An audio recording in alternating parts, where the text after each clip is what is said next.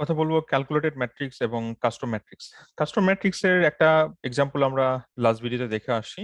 এইবার আরেকবার দেখবো আর একটা নতুন এক্সাম্পল দিয়ে, কারণ আপনি যত কেস তৈরি করবেন, আপনি যত এক্সাম্পল তৈরি করবেন, আপনি তত প্র্যাকটিস করতে পারবেন। এটা আপনার জন্য আমি আরেকটা কেস দেখাচ্ছি। ওকে, তো আমরা একটা ইভেন্ট সেট আপ করছিলাম, আপনাদের হয়তো মনে আছে, সেটা হচ্ছে ভিডিও ইভেন্টস। এবং এই ভিডিও ইভেন্টসে আমরা যে দেখতে পাচ্ছি যে আমাদের ভিডিও ভিউ হচ্ছে কত পার্সেন্ট করে ভিডিও ভিউ, ধরেন 100% ভিডিও ভিউ হয়েছে ওয়ান্স, 10% প্রোগ্রেস, 25%, 5%। সো আমরা এখানে ডাটা পাচ্ছি আর কি, কিন্তু স্ক্যাটার ডাটা। বাট আমি চাচ্ছি যে একটা ড্যাশবোর্ড ক্রিয়েট করতে যেখানে ভিডিও মিনিমাম 50% দেখা হয়েছে, এরকম একটা ড্যাশবোর্ড বানাতে চাচ্ছি। ওরকম একটা রিপোর্টিং বানাতে হলে আমাকে একটা কাস্টম ম্যাট্রিক্স সেট আপ করতে হবে যেখানে 50% ভিউ হয়েছে, এবং সেই কাস্টম ম্যাট্রিক্স দিয়ে আমরা রিপোর্ট তৈরি করতে পারি, এবং ওইটার উপর বেস করে আবার আমরা পরবর্তীতে ক্যালকুলেটেড ম্যাট্রিক্সও তৈরি করতে পারি। ওকে, তো এই ডাটাগুলো আমরা কিন্তু ট্যাগ ম্যানেজারের সময় দেখে আসি। আপনারা যদি ট্যাগ ম্যানেজার পারেন তাহলে তো ভালো, যদি না পারেন তাহলে ট্যাগ ম্যানেজারের ভিডিও দেখার সাজেশন দিচ্ছি। আর যদি এগুলো সেট আপ করতে পারেন তাহলে তো খুবই ভালো। ওকে, আমরা চলে আসি সেটিংসে। এই ক্ষেত্রে আমরা একটা কাস্টম ম্যাট্রিক্স তৈরি করব, এবং যেটার নাম হবে হচ্ছে ভিডিও ভিউ 50%। এবং এটা হচ্ছে ডেফিনেটলি হিট, এটা ইন্টিজার অবশ্যই, এবং কোনো ভ্যালু দিচ্ছে না, এটা অ্যাক্টিভ ডেফিনেটলি, এবং ক্রিয়েট। ডান।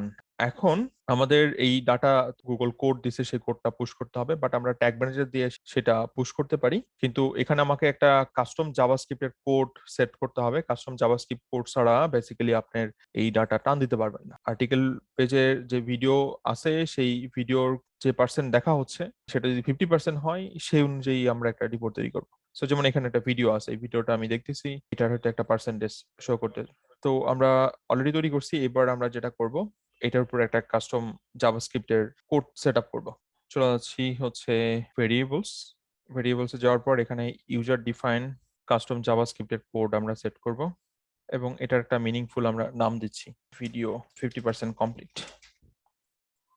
দেন এখান থেকে আমরা কাস্টম জাভাস্ক্রিপ্ট, এখানে আমার একটা ফাংশন সেট করতে হবে। যেহেতু জাভাস্ক্রিপ্ট, আমার এখানে জাভাস্ক্রিপ্টের কোড সেট করতে হবে, এবং এখানে আমার ওই স্ক্রিপ্টের কিন্তু আসার দরকার নেই, কারণ আপনারা হয়তো স্ক্রিপ্ট ট্যাগের কথা বলতে পারেন। এটা যেহেতু কাস্টম জাভাস্ক্রিপ্টেরই বক্স, তো এখানে আপনাকে ওই স্ক্রিপ্ট ট্যাগের মধ্যে এগুলো সেট করতে হবে না। আমরা কাস্টম এইচটিএমএল এর মধ্যে আপনার জাভাস্ক্রিপ্টের স্টার্টিং এবং এন্ডিং স্ক্রিপ্ট সেট করতে হয়, কিন্তু এখানে করতে হয় না। এটা জাস্ট আমরা পুরো ফাংশনটা লিখলে এখানে চলবে।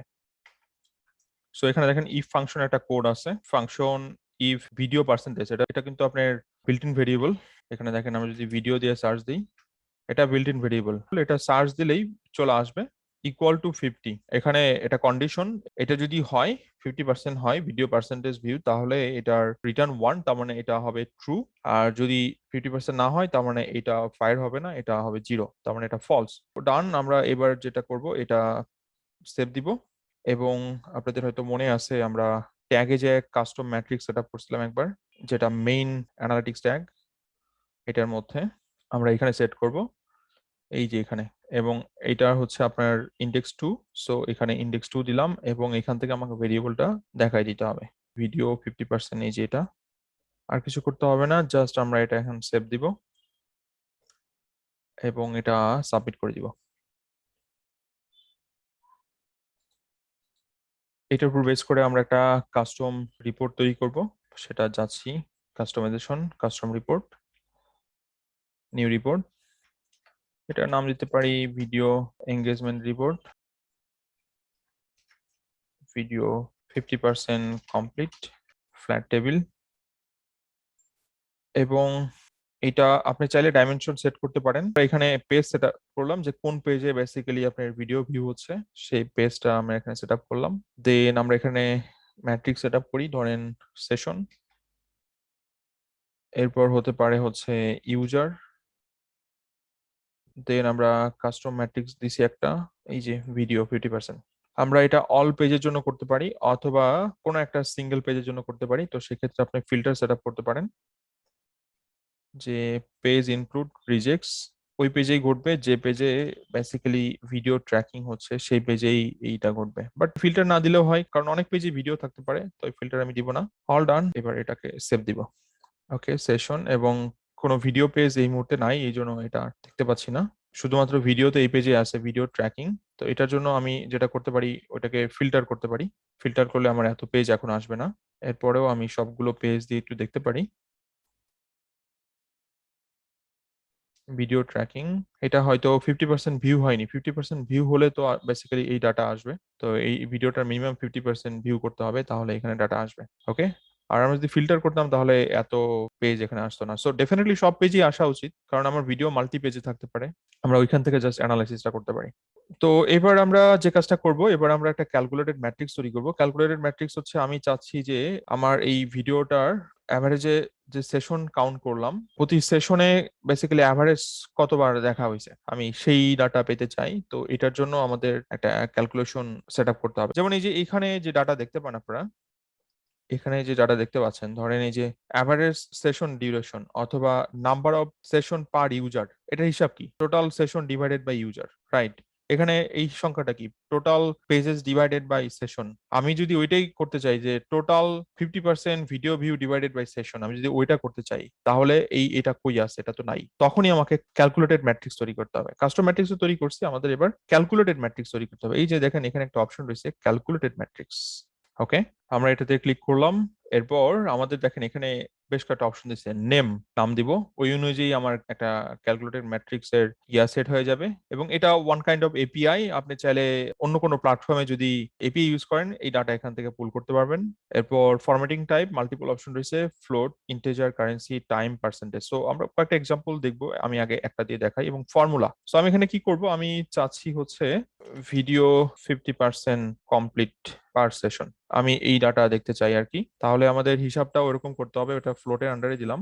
এটা আমরা দিচ্ছি হচ্ছে ভিডিও, এবং যা দিব ওই ডাটা তো আগে থেকে বানানো আছে, জাস্ট ওই ফর্মুলা দিব। এরপর আমরা ডিভাইডেশন যে সিম্বল সেটা ইউজ করব। এবং এটা কিসের উপর বেস করে করব? সেশনের উপর বেস করে করতেছি, তাহলে সেশনের ডাটাটা চলে আসে থাকেন। এরপর আমরা এটাকে যদি ক্রিয়েটে ক্লিক করি, আমার এখানে সেট আপ হয়ে গেছে। এবং দেখেন এখানে সর্বোচ্চ 5টা ক্যালকুলেটেড ম্যাট্রিক্স তৈরি করা পসিবল। সো এটা কিন্তু কেয়ারফুলি তৈরি করতে হবে, মাথায় রাখতে হবে। এবং এটা কিন্তু প্রপার্টি লেভেলে মাথায় রাখতে হবে, ভিউ লেভেলে আছে। এটা মিস ইউজ করা যাবে না। আপনার যেটা দরকার আপনি সেটা ইউজ করবেন, না হলে আপনি পরবর্তীতে বিপদে পড়ে যাবেন। সো এই ডাটাকে আমরা এই রিপোর্টিং এ নিয়ে আসতে চাই, তো সেটা কিভাবে পসিবল? একইভাবে যদি আমরা এটাকে এডিট করি, এখানে আমরা একটা ম্যাট্রিক্স অ্যাড করে দিব। এবং এই ম্যাট্রিক্সটা হচ্ছে ওই ক্যালকুলেটেড ম্যাট্রিক্সটা, এই যে video percentage complete per session. Okay, আমরা এবার এটাকে সেভ দিয়ে দিব। এবং এইখানে আমার একটা কলাম অ্যাড হয়ে যাবে। এই যে, সো ধরেন এখানে যা সেশন দেখা হয়েছে, অ্যাভারেজ সেটা কত, 10টা সেশনের কয়জন ব্যক্তি অ্যাভারেজে আমার এই ভিডিও ভিউ হয়েছে, মিনিমাম 50% ভিউ।